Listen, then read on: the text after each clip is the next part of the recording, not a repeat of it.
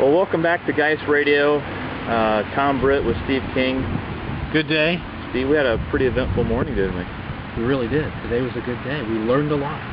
And for those of you that haven't heard about this whole water issue, there was a big meeting this morning here at the Yacht Club, which is where we are this morning. We are remote.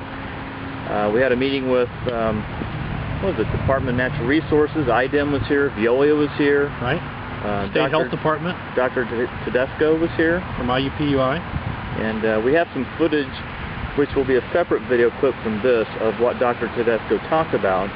But in your summary, what would you say was kind of the net of what she talked about as far as our algae problem here at Geist? Well, our algae problem here at Geist, it's unknown why we have it today, why it's growing at the rate it is, and really what we can do about it today. I mean, clearly there are some behavioral things that we can do as residents either on the water or near the water, but there actually is no answer today to what the algae problem is and how we abate that or get it under control in any way. And my takeaways were very similar. Number one, there is no magic bullet to get rid of this algae problem. Okay? You can't just treat it and it's just going to go away. It's not like that. It's more of a hybrid type bacteria, algae kind of plant life. And traditional methods don't just get rid of it. Correct. They actually can accelerate it. The other takeaway is there really is no statewide initiative to prevent this from happening, or to monitor it, or to regulate it, or to even set out an alert when this kind of stuff happens. If you read the press release and if you look at the news that's happened so far that, from the Department of Health, it kind of happened by accident that we even found this. It absolutely happened by accident. And they weren't really testing for toxins. No, they were testing for smell and taste in water. Algae that can counter the taste or make the water taste funny. And really this was kind of an accident that they found it. Now the good news is they found it. The bad news is we don't really know how we're going to find it in the future, and there's really no funding and there's really no agency in place to make sure that this doesn't happen again. And so I think what you're going to see, what I hope will happen, kind of the takeaway that I got was this could be more of a statewide initiative, and even here locally, not just in Geist, but all the way upstream. There's about 5 counties that are all touched by this. Right. Is have more of a watershed management, a coalition, if you will, of residents that kind of come together and say, no more phosphorus fertilizers. Right. If you got failed septics, we want to know about them, and we'll try to get those fixed. If you got livestock going into the water upstream, we need to talk about that and look at it more as a regional issue instead of something we can solve here at Geist. Right. Yeah, because again, in those 5 counties, as we discussed, this watershed is from our area here all the way up and touches into the southern part of Anderson. Right. So there are many things to consider, not just, the standard issue is, well, let's think about how we're treating our lawns, but again, you have livestock farms, you have agricultural farms, you have industry, and we all know, or at least we assume, that many of those are regulated and permitted, but to what extent? Right. And that, as with anything, behavior corrects a lot of things. Very good behavior corrects a lot of things. And are there people out there today, whether it's someone that owns a home on Geist or near the waterway and is either treating their lawn themselves, having a service treat that, whether I have 10 cows, whatever it might be. I mean, what's my level of knowledge, what's my level of ignorance as to what I'm contributing and what else I could do with maybe little or no cost. Right. Well, kind of to wrap this up, I did get a chance to talk to Senator Jim Merritt, Bev Gard, Senator from Greenfield.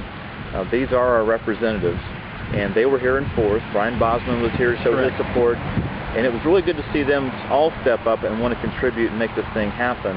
And I had a chance to talk to them afterwards, and here's a few clips of what they had to say as far as their reactions to the meeting. I think our meeting went well. It was very informative, and I learned a great number of things and issues that are out there that we haven't solved anything. It could be a 5 to 10 year solution, but I think that we have to start on Labor Day weekend 2007 now to start working on a solution that isn't just the lake, but it's 4 or 5 counties of residents, agricultural, and it's an enormous problem that we need to find some solutions to. I think step number one is to convene a meeting with Dr. Tedesco, obviously as a researcher, Department of Health, Department of Environmental Management, Department of Natural Resources, and collaborate among those three for testing and getting information out to residents. This is a multifaceted problem. You're going to have the communication and testing, I think, is number one. Then we look at what we can do proactively as individuals, whether it be agriculture, whether it be residential, to mitigate the problem. Obviously there's a lot of research that needs to be done at the federal level, and we're largely dependent on EPA at setting toxicity levels and so forth. And I think we need to emphasize this is a national, it's not a worldwide problem. It's not just a Geist Reservoir problem.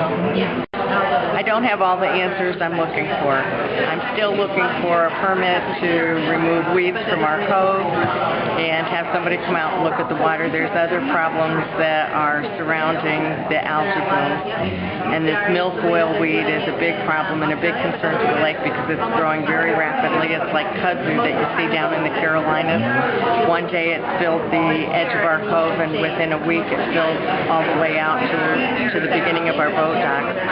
So we've got another problem that needs to be taken care of before we can offer some solution to the problem that we have with the blue-green algae. Well, that was some reactions from those folks.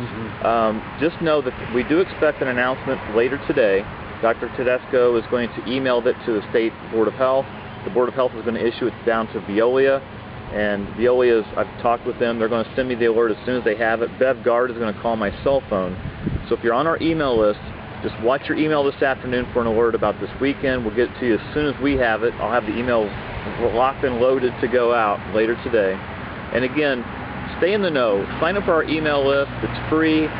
We don't sell ads in it. We don't make money on emails. It's just another way to facilitate that communication in our neighborhood and let you guys know about what's happening. And hopefully everybody will have a good Labor Day weekend. Right. You may not be swallowing a bunch of water. You may not be water skiing as much as you may have in the past. But hopefully the results will come back, and they're not going to ban watercraft on the lake, but I think they're going to still have the same level of problem that we had even 2 weeks ago. Sure. So don't be surprised if you hear it coming back saying it's still at the same level it was, or maybe even a little bit worse than 2 or 3 weeks ago. It shouldn't keep you off the water. Correct. If you got little ones, 2, 3, 4-year-olds that drink a lot of water because they don't know any better, keep them out of the water.